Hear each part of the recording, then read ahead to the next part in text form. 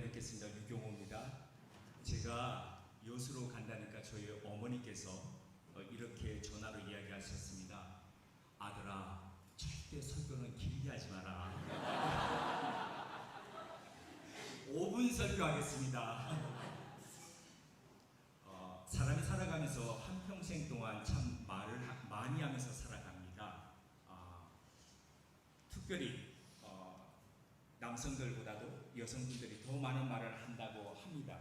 그런데 그 많은 말들 중에서 중요한 말과 덜 중요한 말이 있겠지요. 근데 그렇다면 가장 중요한 말은 평생 살아가면서 중요한 말은 언제적 할까요? 사람들이 언제적 할 것 같습니까? 아마 생을 마지막 두고 남아있을 사람들에게 하는 말이 가장 중요한 말 아닐까요? 그런 면에서 보자면 오늘 이 본문에 있는 말씀은 예수님이 하셨던 많은 말씀 중에서도 가장 중요한 말씀이라고 할 수 있습니다. 마지막 잡히시기 전날 밤 제자들과 함께 최후의 만찬을 가지시고 난 뒤에 그 제자들에게 마지막으로 3년 동안 같이 거하면서 이야기했지만 마지막으로 또 할 말이라고 그렇게 하셨던 말씀이거든요. 그리고 또 한 가지 더 중요한 것은 요한복음에는 예수님께서 당신을 설명하는 7가지의 말을 하십니다. 그게 바로 에고 에임이라고 이야기합니다. 나는 무엇이다, 나는 무엇이다, 나는 무엇이다.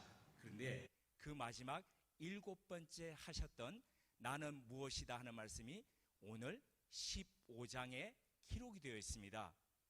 그런데 이 말씀을 읽다가 제가 툭 걸렸습니다. 왜 걸렸냐면 이거 이상한데? 이런 생각이 들었습니다. 뭐가 이상하냐면 내 아버지는 농부라 그러면서 나는 참 포도나무라 너희는 가지다. 너희가 내 안에 붙어 있으면 많은 열매를 맺고 이렇게 이야기하는데 15장 2절이 되는데 보니까 2절 말씀이 이렇습니다. 물론 내게 붙어 있어 열매를 맺지 아니하는 가지는 아버지께서 그것을 제거해 버리시고, 아니 열매를 맺지 못하는 나무를 제거해 버린답니다. 가지를. 이상하지 않습니까? 그거 당연하지 않아 이렇게 생각하시지요. 그런데 그 앞에 있는 말입니다. 무릇 내게 붙어 있어. 아니 붙어 있습니다. 내게 붙어 있으면 열매를 맺게 해주는 것은 누가 맺게 해주겠다고 약속하셨습니까? 뒤에 가면 나무가 맺게 해주겠다는 겁니다. 그 나무는 누가 책임지는 겁니까? 농부 대신 하나님이 책임지신다는 겁니다. 그런데도 불구하고 열매를 맺지 못한 나무를 제거한다는 겁니다. 아니 대마불사라고 나무는 열매를 못 맺는데 큰 나무는 놔두고 가지를 잘라버린다? 이해가 안 됐습니다.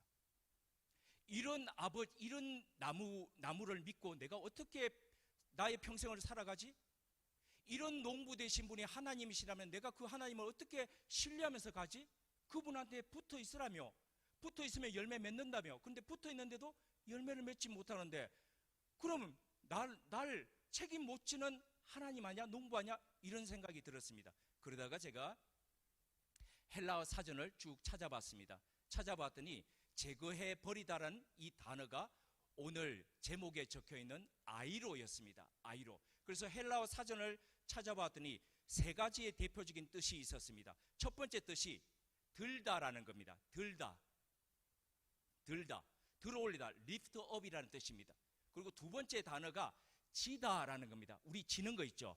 이 지다라는 단어입니다. 그리고 세 번째 뜻이 바로 제거하다, 없애버리다, cut off, remove 이런 뜻이 있었습니다. 자, 그러면 첫째 뜻이 가장 중요하고 두 번째 뜻이 중요하고 세 번째 뜻이 가장 희박하지요. 그런데 왜 요한복음 15장 2절에는 이 아이로라는 단어를 제거하다라고 썼을까 궁금했습니다. 성경에 수많은 아이로라는 단어를 제가 번역을 찾아봤습니다. 그랬더니 여기만 제외하고, 유일하게 여기만 제외하고 다른 모든 신약 성경에서 아이로라는 단어를 어떻게 썼냐면 지다로 썼습니다. 어떻게 지다요? 예수님께서 십자가를 지다 할 때의 그 지다가 아이로가 쓰였습니다. 보라, 세상죄를 지고 가는 하나님의 어린 양이 도다 할 때의 그 지다가 바로 아이로였습니다. 그래서 제가 고민되었습니다. 아니 그러면 다른 데는 왜 다 이렇게 지다로 하고 왜 여기만 왜 잘라버리다고 제거하다고 했어?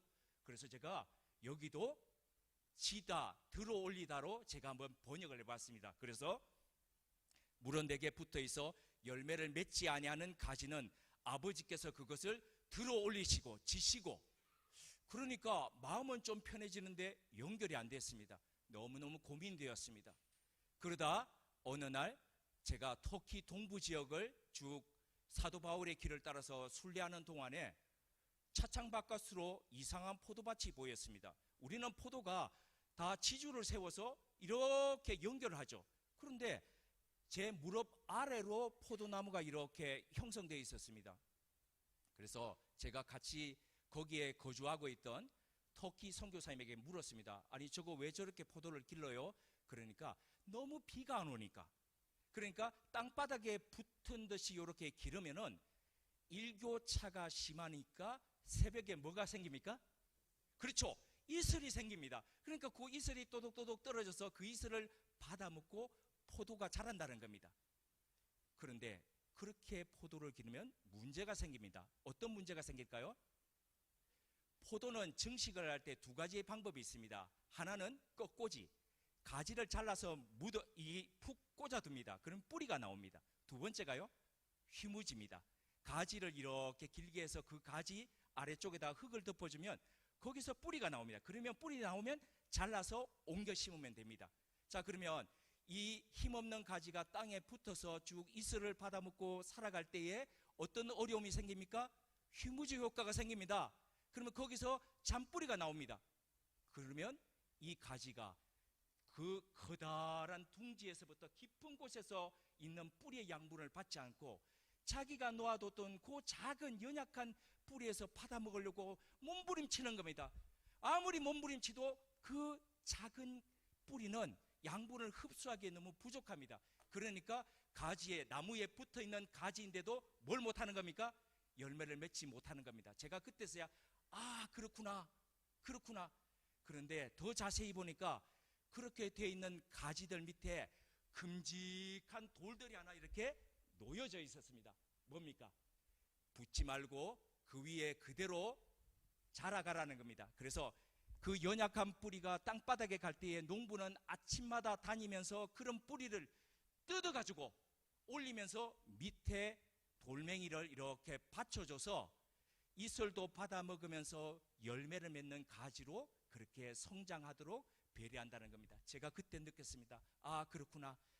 내 선한 목자, 내 아버지는 연약한 내 힘으로 날마다 살려고 내가 발버둥 치면서 그렇게 있을 때에 그 연약한 나의 뿌리를 뜯어 올리시면서 그 십자가로 나를 들어 올리시면서 오늘도 생명 있게 열매 있게 그렇게 살아가도록 그렇게 하시는구나. 그러면서 제가 아이로 하시는 그 하나님을 그때에 만났습니다. 마지막 이야기를 하면서 제가 정리하고자 합니다. 어머니께서 아들아 그러셨기 때문에 2017년도에 세계에서 가장 무겁고 큰 양배추가 62.7kg였습니다. 대단하죠. 양배추 하나가 1톤 트럭에 크기가 다 실립니다. 62.7kg. 그런데 그 기록이 깨어지지 않다가 최근에 깨어졌습니다. 5kg 더 나가는 67kg가 나왔습니다. 자, 이 양배추가 어느 나라에서 나왔겠습니까? 네? 우리나라요? 아닙니다. 제가 상상도 못했습니다. 알래스카입니다. 네, 알래스카가 어떤 곳입니까? 우리 다 알지 않습니까? 하시는 거 보니까 다 아시죠? 그런 추운 곳은 나올 수가 없습니다. 그런데 나온 이유가 이맘때쯤이면 해가 지지 않습니다. 그래서 무려 24시간 동안 19시간이나 햇볕이 비추니까 백야 때문에 이렇게 67kg나 되는 거대한 양배추가 나오는 겁니다. 한 농장에서는 평균 양배추의 무게가 45kg입니다. 대단하죠? 무엇 때문이라고요? 햇볕 때문에요. 그렇습니다. 우리가 아무리 어렵고 힘든 토양 같은 환경에 살더라도 그 빛을 날마다 받으면, 그 빛에 기대어 살면 우리 삶이 어느 곳에서도 맺지, 비옥한 땅에서도 맺을 수 없는 그런 열매를 맺으면서 살아갈 수 있습니다. 그래서 오늘 요한복음 15장에서 예수님께서는 마지막으로 가장 중요한 단어를 말씀하십니다. 거하라. 주님 안에 거하면 붙어 있으면 주님이 책임지시고 우리의 인생을 아름답게 행복하게 그렇게 인도해 가신다고 합니다.